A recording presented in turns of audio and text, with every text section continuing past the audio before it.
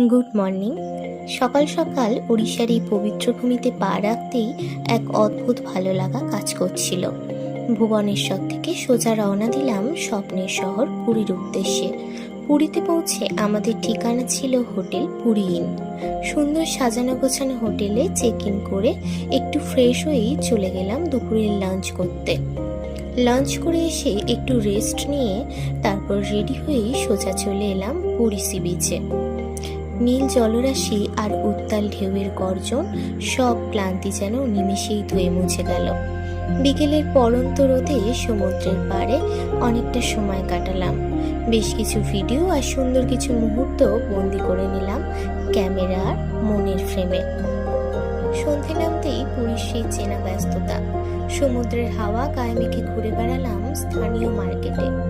কেনাকাটার একটু ঘোরাঘুরি সেরে যখন হোটেলে ফিরলাম তখন মনে হলো পুরীর প্রথম দিকটা সত্যিই সার্থক। চলো দেখা হচ্ছে পরের পর্বে।